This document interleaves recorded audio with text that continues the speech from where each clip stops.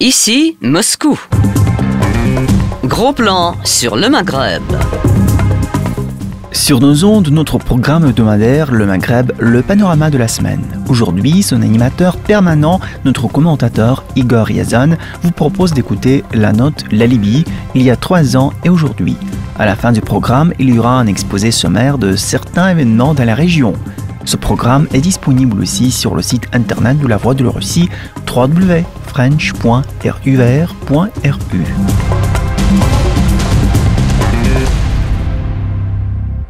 Le 19 mars 2011, la coalition occidentale créée à l'initiative de la France et de la Grande-Bretagne avant tout a commencé la partie active de l'opération militaire du renversement du régime du leader libyen Mouammar Kadhafi. Le 19 mars, la coalition avait pratiquement arraché à l'ONU le mandat sur la tenue de l'opération et la France a lancé la première opération militaire contre la Jamaïria. Déjà le 19 mars, le matin, l'escadrille des Mirages et des Rafales bombardait la colonne blindée de l'armée de Kadhafi se dirigeant à Benghazi, le rempart des rebelles. Un expert français a qualifié les actions de son pays de l'une des plus importantes actions militaires dans l'histoire récente. Et le général Vincent Desportes, l'ancien directeur de l'école de guerre, qui à propos avait perdu sa fonction pour avoir critiqué les actions de l'Ouest en Afghanistan, a dit en répondant à la question sur l'intervention militaire de l'Ouest dans la crise libyenne. On y a confondu guerre et maintien de l'ordre. Dans l'interview par téléphone de Bruxelles à notre correspondant Igor Yazan, l'organisateur du comité d'action euro-libyen et afro-libyen, le président actuel de l'Observatoire eurasien pour la démocratie et les élections, Luc Michel, raconte ce qui a précédé l'intervention de l'Ouest dans le conflit purement intérieur en Libye qu'il avait préparé et comment cela s'est achevé. L'opération, elle a commencé bien de beaucoup de temps avant. Elle a commencé en fait par la préparation d'un coup d'État par les Français dès le mois de novembre 2010. Le coup d'État a été lancé en Libye les 15-16 février 2011. Dès les premières manifestations, il y avait à l'intérieur des manifestants armés. Benghazi a été immédiatement mis en état d'insurrection. Le général qui était chargé d'envoyer rétablir l'ordre, le général Younes, a immédiatement à son arrivée à Benghazi est passé avec ses troupes dans les rangs du coup d'État. Il était en liaison avec les Français et donc on a une opération bien rodée. Simplement les Occidentaux ont fait une erreur d'appréciation. Ils n'ont pas compris le soutien dont bénéficiait Kadhafi dans la population et la solidité de l'ossature du régime politique. Ils pensaient que Kadhafi allait s'effondrer comme Moubarak ou Ben Ali en quelques jours et ça n'a pas été le cas. La reprise en main a été très rapide et lorsque les Français ont commencé à bombarder, donc à partir du 15 mars, les troupes de Kadhafi étaient en train de reprendre Benghazi. Ils avaient déjà pénétré dans les faubourgs de Benghazi. Selon vous, quelle était la raison de renverser le régime de Kadhafi à Libye? La raison, en fait, elle est triple. Il y a une raison idéologique, c'est-à-dire que Kadhafi représentait le moteur de l'Union africaine et il proposait une Union africaine indépendante des grands blocs impérialistes, notamment américains et français. Donc il fallait supprimer ça. La deuxième raison, c'est une raison évidemment géopolitique, c'est-à-dire qu'il s'agissait de détruire un des derniers régimes nationalistes révolutionnaires arabes, comme l'est également le régime du président Assad en Syrie, de supprimer cette Libye qui était une clé de stabilité en Afrique du Nord et en Afrique subsaharienne. C'est Kadhafi qui assurait la tranquillité du Niger, du Mali, de la Centrafrique, qui contrôlait les Touaregs, qui empêchait les réseaux d'Aqmi et d'Al-Qaïda de se développer. La dernière raison, elle est une raison plus générale. C'est-à-dire que la tentative des Occidentaux de s'emparer de la Libye, elle ne remonte pas à 2011 ou à 2010, elle remonte à 2003. En 2003, il y a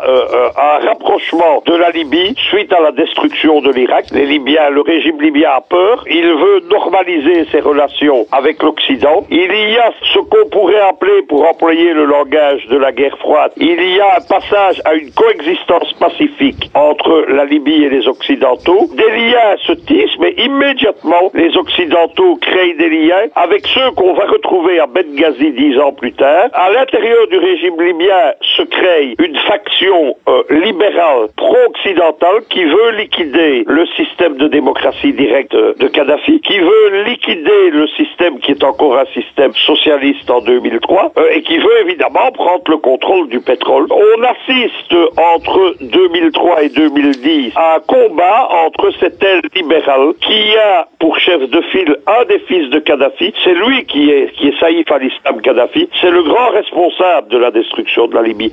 C'est lui qui a ouvert la Libye à tous ces gens, qui a commencé à s'allier avec certains éléments islamistes dits modérés, dont le fameux Mustafa Abdel Jalil, qui va devenir le leader du CNT en 2011, qui va être ministre sous Kadhafi et qui est un islamiste radical. En octobre 2010 se passe un événement capital, c'est-à-dire que les socialistes du système libyen obtiennent une victoire définitive. Il y a une loi qui est passée et qui interdit à des sociétés étrangères de posséder plus de 49% d'une société libyenne. Il est donc impossible pour les Occidentaux de s'emparer de l'économie ou de la politique de l'intérieur de la Libye. Immédiatement, les services britanniques qui contrôlent une partie de l'opposition à Kadhafi, notamment les partisans de l'ancien régime monarchiste avant 1969, les Français qui ont donc beaucoup de portes d'entrée en Libye, puisqu'il y a eu un rapprochement entre Sarkozy et Kadhafi en 2007, les Français trahissent leurs engagements, trahissent leur amitié et ils organisent ce qui va être le coup d'État de Benghazi du 15, 16, 17 février 2011. Donc, c'était bien préparé. C'est un travail de très longue haleine, mais tout ça est préparé. Il y a des réseaux qui ont d'énormes moyens de financement. L'un de leurs chefs, c'est le fameux sénateur McCain. McCain, que vos lecteurs comprennent, c'est l'homme que l'on retrouve un peu partout. Il a été à Benghazi dans les premières semaines de l'insurrection. Et de Benghazi en 2011, il a appelé, par exemple, le peuple russe à prendre les armes et à renverser Poutine comme il l'avait fait pour Kadhafi. Donc tous ces gens sont des radicaux. Ils ont d'immenses moyens financiers. Ils contrôlent des dizaines d'associations, de journalistes, d'instituts de formation. Ils ont l'appui de gens comme Hillary Clinton, comme Victoria Nuland, etc. Et donc c'est une machine qui est prête. Il leur reste à attendre un événement. Donc, monsieur Luc, cette machine a écrasé les Jamahiriya. La machine a écrasé la Jamahiriya grâce aux avions de l'OTAN. Sur le terrain militaire, au sol, les forces de Kadhafi l'ont emporté jusqu'au mois d'août 2011. Malgré les bombardements de l'OTAN, ils ont été jusqu'aux portes de Benghazi une seconde fois. Comment les Français ont-ils joué? Ils ont créé des maquis, des cités armées, notamment à Zinden et à Misrata. Ce sont ces cités aujourd'hui qui contribuent à détruire ce qui reste de la Libye. Lorsque Tripoli est prise à la fin du mois d'août 2011, ce ne sont pas du tout, comme on l'explique, les révolutionnaires du CNT. Je mets des guillemets, bien entendu, à révolutionnaires. Ce sont les forces spéciales du Qatar, de l'Arabie Saoudite, de la France et les Britanniques qui ont pris Tripoli. À partir de ça, Tripoli a été prise. La Jamahiriya, les troupes de la Jamahiriya ont essayé de se stabiliser dans deux autres villes qui sont Beni Walid, c'est la porte du Sahara, et alors à Sirte, qui était la deuxième capitale de la Libye. À partir de la chute de Sirte, il y a un ordre de repli général des forces de la Jamahiriya. Une partie, notamment les Touaregs qui combattaient pour Kadhafi, vont être utilisés par les Français pour créer de la déstabilisation. On les laisse repartir vers le Mali avec leur armement. Et alors les Libyens, proprement dit, ils passent dans la clandestinité et ils créent le premier réseau de ce qu'on appelle la résistance verte, qui est le mouvement qui se bat depuis la chute de Sirte et Tripoli pour le rétablissement de la Jamahiriya.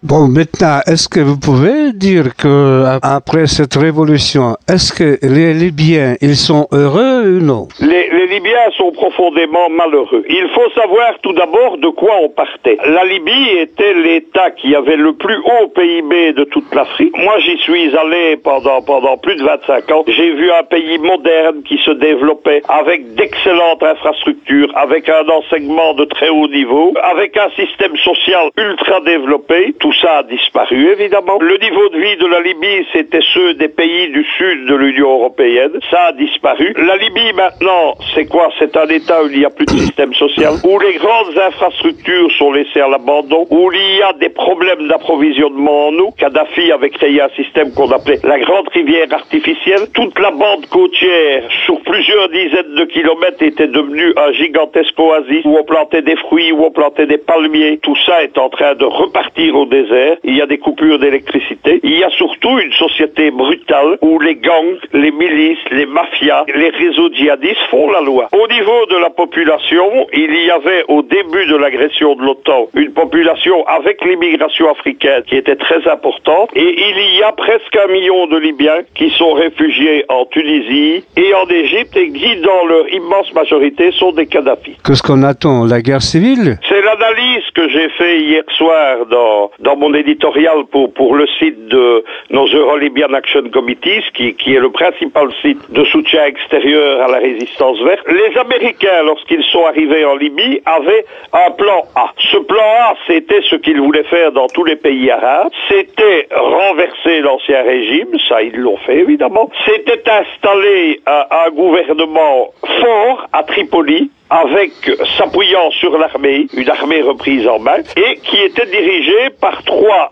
agents de la CIA, c'est-à-dire des Libyens qui, depuis les années 1980, animaient pour le compte de Washington des opérations de déstabilisation de la Libye. Face à ça, il s'agissait d'amener des islamistes modérés dans le cadre d'un système parlementaire et les associer à ce pouvoir militaire fort. Dès le début, les cartes ont été faussées, puisque les islamistes n'étaient pas des formations politiques, c'était des milices armées. Quand on dit les islamistes, il faut bien comprendre, il y a des partis, notamment le parti des frères musulmans, mais il n'y a pas que lui. Il y a des partis salafistes radicaux, tous ces partis ont leurs milices. Il y a des cités islamistes États dont je parlais, Zlinten, Misrata, Derna, dont l'armée est plus puissante que l'armée, ce qui reste d'armée nationale libyenne. Il y a également donc d'autres forces moins importantes mais qui existent localement, et il existe purement des milices, notamment la fameuse milice du bouclier de Tripoli, celle qui a évincé Ali Zaïdan et qui a appuyé ce que moi j'appelle le coup d'état du Parlement. Le problème des islamistes, c'est qu'ils se sont entendus pour chasser Zaïdan, qui ne s'y attendaient pas, mais il faut qu'ils s'entendent entre eux durablement, et ça va être difficile. Il y a aussi la résistance verte qui maintenant est présente dans toute la Libye et qui monte en puissance évidemment face à l'effondrement, et il y a en 2 autres choses, c'est l'éclatement de la Libye sur des bases régionales ou tribales. Il y a la Cyrénaïque qui est quasiment en sécession, qui a créé son parlement, qui a son drapeau, qui a commencé, vous l'avez peut-être vu dans les actualités, à vendre du pétrole directement, parce que le pétrole reste un des enjeux. Il y a dans le sud saharien une population libyenne mais à peau noire, très importante. C'est le Fezzan, oui, Fezzan. Oui, dans le Fezzan, mais cette population va presque jusque Tobrouk vers le haut. En Libye, les tribus sont très étendues. Les Toubous ont un mouvement sécessionniste qui est appuyé par la France discrètement. Il y a un mouvement amazigh sur la frontière vers la Tunisie, berbère donc, qui lui aussi veut faire sécession. On est dans une configuration, ce que j'appelle une seconde Somalie sur la Méditerranée. C'est-à-dire que la Libye maintenant est un chaos indescriptible et la situation politique, elle est exactement analogue à ce qu'était la Somalie lorsqu'elle s'est effondrée. Je pense que c'est le plan B des Américains. C'est-à-dire que vous savez qu'il y a une théorie géostratégique du chaos qui a été développée par des géopolitologues américains, notamment George Friedman de l'Institut Stratford, etc. La théorie du chaos, c'est quoi? C'est que un État qu'on ne peut pas contrôler tel qu'il existe, on le fait éclater. On le fait éclater sur des bases régionales, on le fait éclater sur des bases politiques, avec des milices, avec une guerre civile larvée, avec la montée des mafias, parce qu'il y a une montée des mafias également, des mafias liées à Al-Qaïda dans le sud libyen. Voilà ce que ça représente, c'est ce qui s'est passé en Somalie, et les Américains, à partir de ce moment-là, ils contrôlent le pays facilement, ils contrôlent l'économie, dans notre cas le pétrole, ils contrôlent quelques institutions gouvernementales résiduelles, en utilisant notamment des mercenaires, des firmes comme l'ancienne Blackwater, etc. C'est ce qui se passe en Somalie. La Somalie a éclaté en 3 États officiels, officielle, en réalité en 5 États. Le gouvernement somalien siège à l'étranger et dans la capitale de la Somalie, il contrôle uniquement quelques quartiers. J'ajoute quelque chose, c'est que c'était ce qui était prévu pour la Syrie également. La Libye, c'est un petit État avec une petite population, de très grands moyens financiers grâce au pétrole, mais qui a un énorme poids géopolitique. C'est ça que les Occidentaux ont détruit. Kadhafi avait mis un terme à l'influence prépondérante des tribus. La majorité des Libyens vivaient dans les villes, des villes qui n'existaient quasiment pas lorsque Kadhafi arrive au pouvoir. Les Occidentaux, eux, lorsqu'ils détruisent le système jamaïrien, ils rétablissent les 3 anciennes provinces qui avaient été détruites par Kadhafi. Parce qu'il faut encourager justement le séparatisme. Dans le chaos libyen actuel, la presse occidentale ne voit que les islamistes et les libéraux. La clé aussi pour comprendre la Libye actuellement, parce que les Occidentaux n'en parlent pas non plus dans la presse, c'est que les agendas des puissances occidentales ne sont plus les mêmes. Il y a un agenda américain, il y a un agenda britannique, il y a un agenda français. Les Français ont cru, avec Sarkozy, qui s'est mis en avant dans l'agression libyenne, qu'ils allaient prendre une part prépondérante dans la nouvelle Libye. Ils n'en ont pas eu. Total a de très mauvaises affaires, les contrats n'ont pas été renouvelés, les Britanniques jouent un très sale jeu en Cyrénaïque, c'est eux qui contrôlent en fait les autonomistes en Cyrénaïque. Ce qu'ils visent visiblement, c'est la partie côtière de la Cyrénaïque indépendante, de façon à contrôler. C'est là que sont les terminaux du pétrole et l'arrivée des principaux champs pétroliers. Les Américains, eux, ont joué une carte qui vient d'échouer, puisque leur force libérale, qui est le parti américain en Libye, d'Ali Megariev, n'a pas su préserver le Premier ministre Zeidan au Parlement. Donc, ils sont sur la touche pour le moment. Les Français continuent évidemment à manœuvrer. Voilà ce qui se passe. Ce qui est tragique au milieu de tout ça, c'est que la Russie est absente. C'était le reportage de notre correspondant Igor Yazon. Chers auditeurs, merci de suivre la rubrique de la Voix de la Russie, Maghreb, panorama de la semaine. Nous vous proposons d'écouter un bref aperçu des événements dans la région du Maghreb. Le Conseil des ministres arabes de l'Intérieur, qui se tenait lundi et mardi au Maroc, a incité les pays de la région à renforcer leur coopération dans la lutte contre le terrorisme, en matière d'enquête ou encore de contrôle des frontières. Les participants à la réunion de Marrakech réitèrent leur rejet catégorique du terrorisme, ainsi que leur condamnation du discours sectaire qui le nourrit, selon la déclaration finale citée par l'agence marocaine MAP, tout en affirmant leur détermination à poursuivre la lutte contre le terrorisme. Les ministres de l'Intérieur appellent les pays arabes à renforcer leur coopération en matière de poursuite des terroristes et de leur extradition, ainsi que dans le domaine du contrôle des frontières, est-il précisé.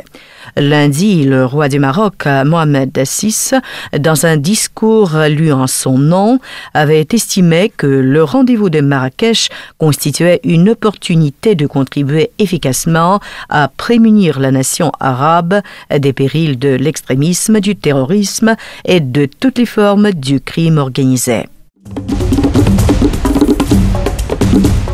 Plusieurs organisations internationales enverront des observateurs et des experts pour suivre l'élection présidentielle du 17 avril en Algérie. Annoncé dimanche, le ministre algérien des Affaires étrangères, Ramtane Lamamra, cité par l'agence APS. Parallèlement à la mission de la Ligue arabe, qui regroupe 110 observateurs, l'Union africaine a décidé de déployer 200 observateurs pour le suivi du scrutin présidentiel, a précisé M. Lamamra dans une déclaration au Caire suite à la signature de l'accord avec la Ligue arabe. L'Organisation de la coopération islamique OCI dépêchera également plusieurs personnes pour cette mission d'observation, a-t-il ajouté. L'Union européenne et les Nations unies seront représentées par 2 groupes d'experts qui assureront le suivi technique du scrutin, a poursuivi le chef de la diplomatie algérienne. Bruxelles avait souligné après le scrutin que les observateurs européens n'avaient pas eu accès aux listes électorales lors des élections de mai 2012, ce fichier étant présenté par Alger comme confidentiel. Les polices espagnoles et marocaines ont annoncé vendredi avoir démantelé dans ces deux pays une importante cellule d'envoi de djihadistes qui partaient combattre en Syrie, au Mali et en Libye, avec 7 personnes arrêtées, dont 2 Français. Cette opération survient 3 jours seulement après les commémorations des attentats islamistes du 11 mars 2004 à Madrid, à l'occasion desquels le ministre de l'Intérieur, Jorge Fernández Díaz, a prévenu que l'Espagne fait partie des objectifs stratégiques du djihad global. L'enquête démarrée en 2010 et menée en collaboration avec le FBI a permis de démanteler une cellule internationale, sans doute la plus active et importante d'Espagne, et aussi sans doute l'une des plus actives et importantes en Europe actuellement, a expliqué vendredi le ministre. 4 personnes ont été arrêtées en Espagne, 3 à Melilla et 1 à Malaga, parmi lesquelles le responsable de la cellule et 3 au Maroc, selon le ministère. Certaines d'entre elles étaient déjà de retour de zones de conflit comme la Syrie.